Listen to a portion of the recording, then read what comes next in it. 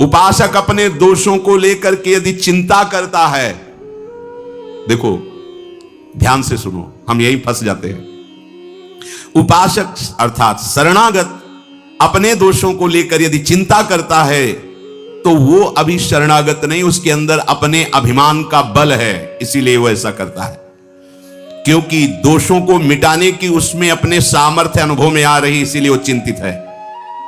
अगर तेरे में अभिमान नहीं तो फिर तू चिंता क्यों करता है? हां, दोष देखकर दुखी होना अलग बात है, चिंता करना अलग बात है। दुख तो उपासक को होगा कि ये नहीं होना चाहिए। एक क्षण आया, बस राधा राधा राधा, मैं तो दूर कर ही नहीं पा रहा हूं और ना कर पाऊंगा तो समय क्यों नष्ट करूं, राधा वल्लभ श्री हरिवंश, राधा वल्लभ श्री हरिवंश। अंदर से उसे दुख होगा, पर वो ये चिंता नहीं करेगा मेरा कल्याण होगा कि नहीं, ये दोष है पता नहीं, ये सब व्यास भरोसे कुंवर के। बिल्कुल ये बात बैठ जाएगी उसी के हृदय में जिसका काम बनना है इस जन्म में, नहीं तो सुन करके भी आप इसे गंवा देंगे। सारी की सारी बात वृंदावन भूमि में हो रही है। जब किसी से कहा जाता है सत्य बोलना, चलो मंदिर में चढ़ के बात करो, तो मंदिर में क्या, घर में बैठ के भगवान की बात कर रहे हैं, भगवान की बात कर रहे हैं, भगवान के घर में बैठकर भगवान की बात कर रहे हैं। अब तो विश्वास कर लो। अरे उनके एक संकल्प, परीक्षित ये वो योग योगेश्वर श्री कृष्ण जिनके एक संकल्प से अनंत ब्रह्मांडों का एक क्षण में कल्याण हो सकता है। हम जैसों की क्या बात, विश्वास करो।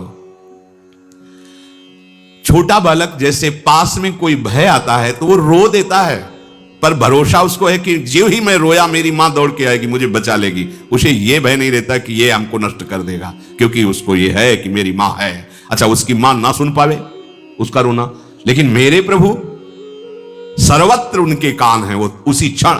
और मां का लाडला जहां भी खिलता होता है, मां वही काम करती कि एक दृष्टि जरूर उस पर जाती रहे।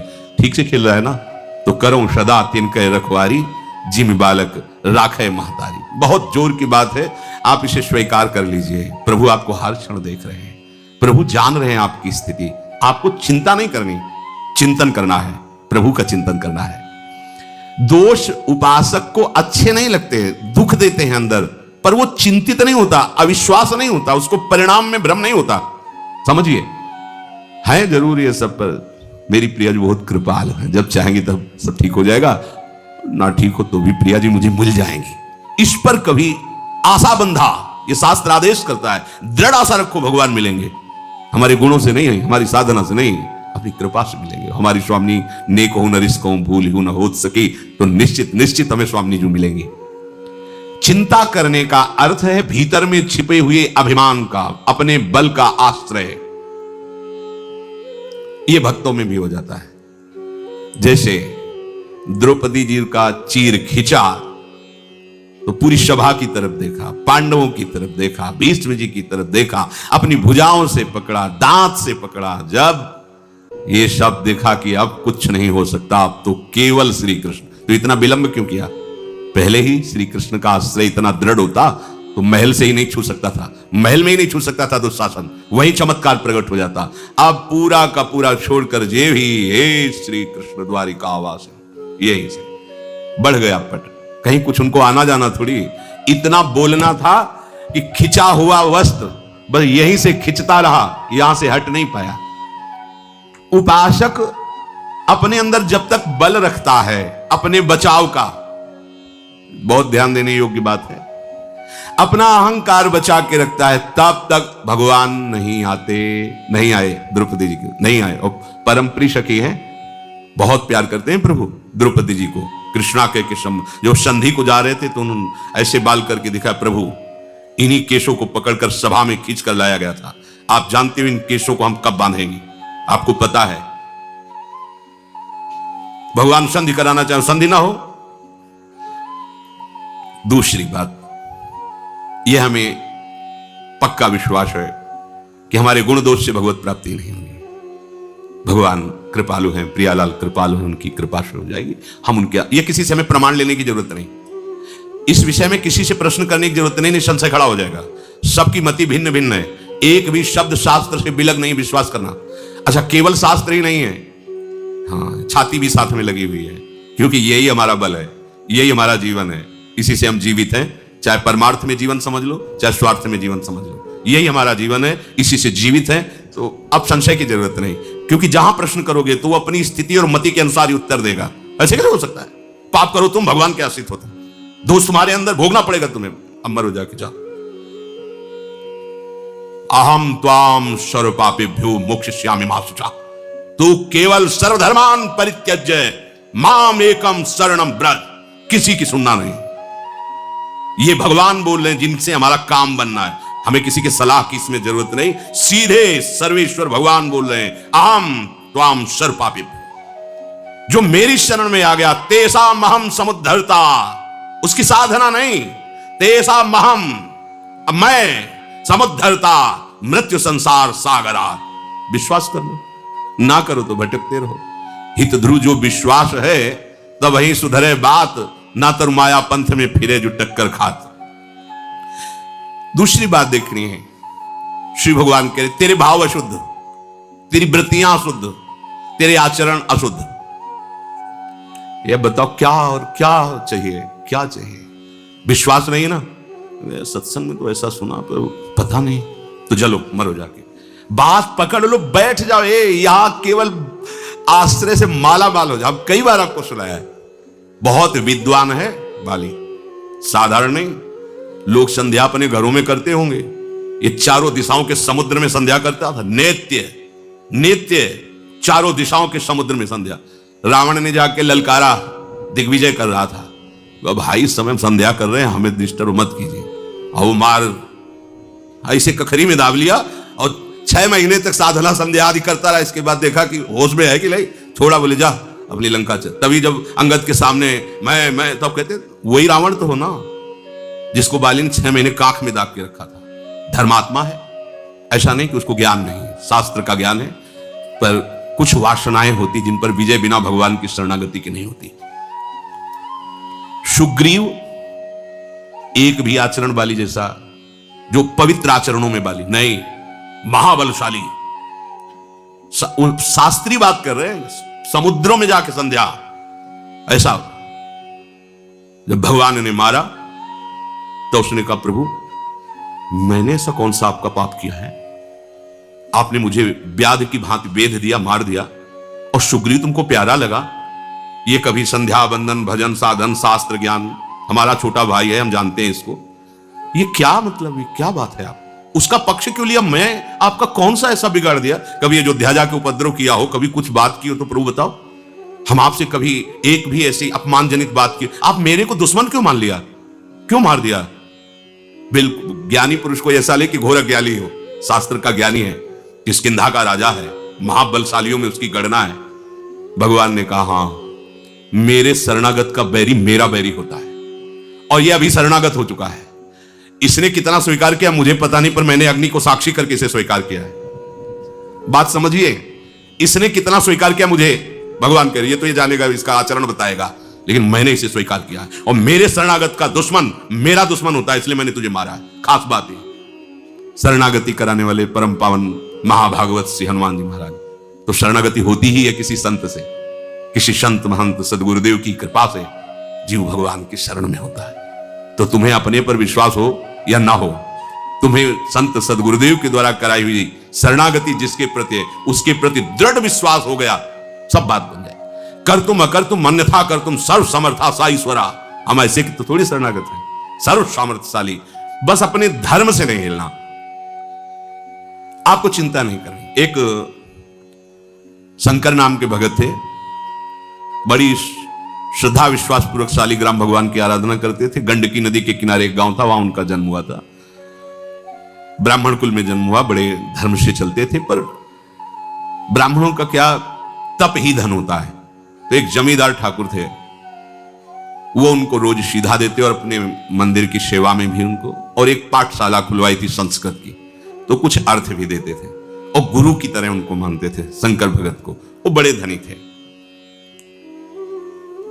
उनको एक दिन मकान बनवाने के लिए जमीन खोद रहे थे, तो सोने का कलश मिला।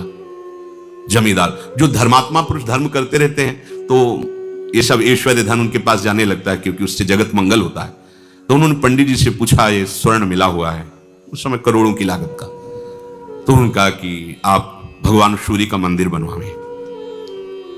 कुछ हिस्से से अपने परिवार की और उन्नति के लिए रख लीजिए, पर उसका 1/3 हिस्सा मंदिर में लगवाए। बात कुछ दिनों बाद जो जमींदार थे वो पधार गए, तो उनका जो बड़ा लड़का था वो बहुत ही दुष्ट स्वभाव का था। केवल उनके भय से वो चुपचाप रहता था, दुष्टता उस समय भी करता था। अब तो पिता गए, तो उसे पता था स्वर्ण राशि का भी कि मंदिर बनाने के लिए ऐसा ऐसा, तो उसने पूरी नकली दस्तावेज तैयार किए, तो उसमें अपने पिता के दस्तखत कर दिए और उसमें लिख दिया कि मैं अपने बड़े बेटे को पूरे स्वर्ण का अधिकार देता हूं, वो जो चाहे सो कर सकता है, और दस्तखत अपने पिता के। जब बंटवारे का समय आया तो भाइयों ने बात रखी कि पिता ने कहा था उस स्वर्ण राशि को सूर्य मंदिर बनवाना है और इसके साक्षी हैं शंकर भगत। नहीं, अंतिम समय एकांत में पिता ने केवल मेरा ही अधिकार रखा है, आप कागज देख लीजिए, और ऐसे दस्तखत संभाल के किए थे कि बिल्कुल वैसे ही पिता के जैसे। गांव के लोगों के सामने पंडित जी को बुलाया। पंडित जी ने कहा नहीं, हमसे तो उन्होंने यही कहा था कि सूर्य मंदिर बनेगा, ऐसा ऐसा, दिखाओ कागज। कागज दिखा, वो कहा ये दस्तखत भगत के नहीं, सेठ के नहीं, क्योंकि हम बहुत नजदीक रहे, उनको देखा है, उनके दस्तखत ऐसे नहीं। तो बड़े लड़के ने कहा कि हाँ तुम ही तो एक ज्ञानी हो, ये कैसे तुम झूठ कह सकते हो।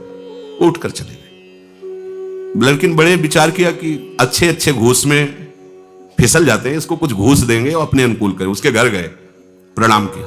पंडित जी ने सोचा इस दुष्ट का स्वभाव कैसे बदल रहा है, और बहुत मीठी मीठी, अगर दुष्ट मीठी मीठी बातें भी करे और झुके तो ऐसे समझो जैसे सांप झुक रहा है। अगर सांप हटकर पीछे झुक रहा है तो वो वार करेगा, सिंह झुक रहा है तो छलांग लगाएगा, ऐसे दुष्ट झुक रहा है तो तुम्हारे नाश के लिए झुक रहा है, प्रणाम नमस्कार में हुआ। पंडित जी इतने दिन हो गए हमारे पिता की भी पंडिताई करते हुए, पूजा करते हुए, मिला क्या, एक सीधा जो हमारे घर से जाता है उसी से भोजन तुम्हारा होता है, माला माल हो जाओगे। आधा आधा, आधा सोना आपका, आधा हमारा। असलियत यही कि हमने जालसाजी की है, दस्तखत हमने किए है, अब मान जाओ। उनका धूर्त कहेगा, तू हमारे को धन से लुभाए मान, हमारे तो ठाकुर जी परम धन है, जीवन उनके लिए है। भले तेरे घर से सीधा ना आए तो मांग के खा लेंगे, लेकिन धर्म विरुद्ध आचरण थोड़ी करेंगे। तो आश्रय नहीं बदलना चाहिए, धर्म विरुद्ध आचरण नहीं होते भक्त के शरणागत। उनका हमारे प्रभु सर्व समर्थ है, मैं उनका शरण भाव स्वीकार किए हूं, मुझे किसी धन आदि की अधर्म पूर्वक जरूरत नहीं।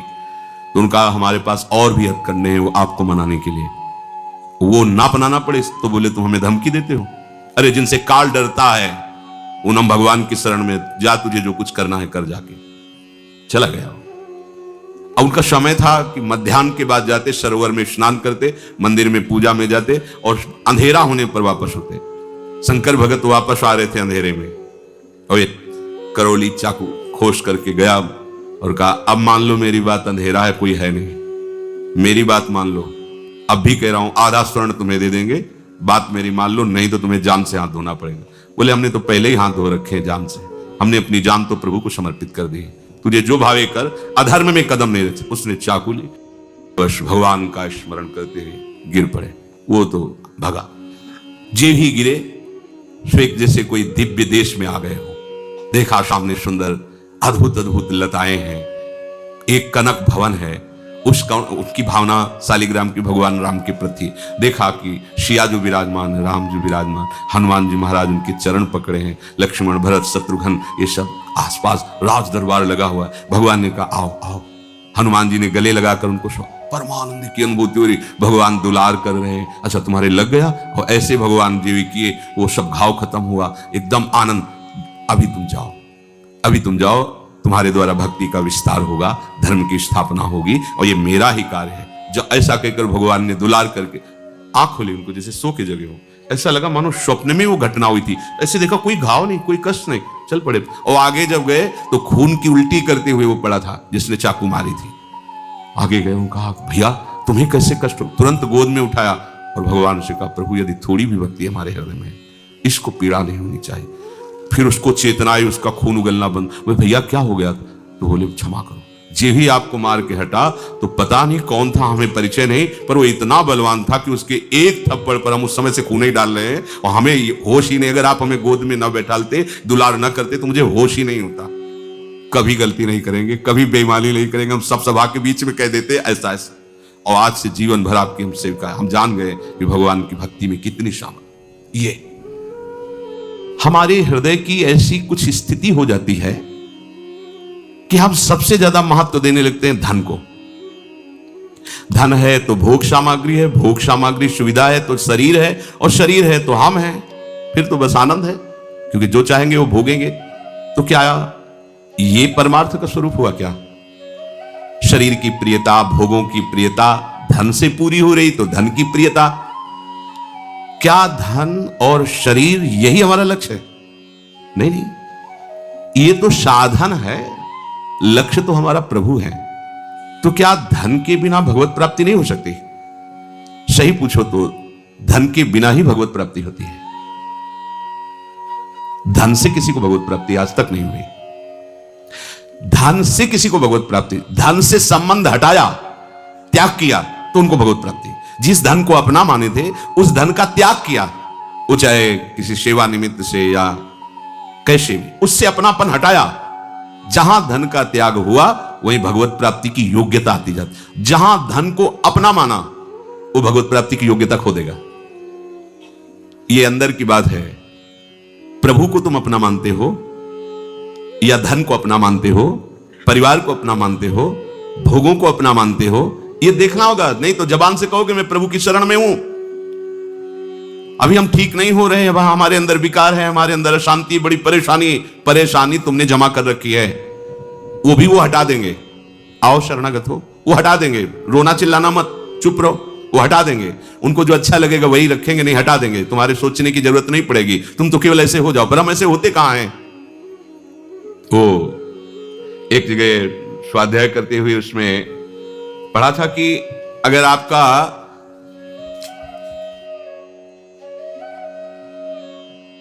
nothing is lost.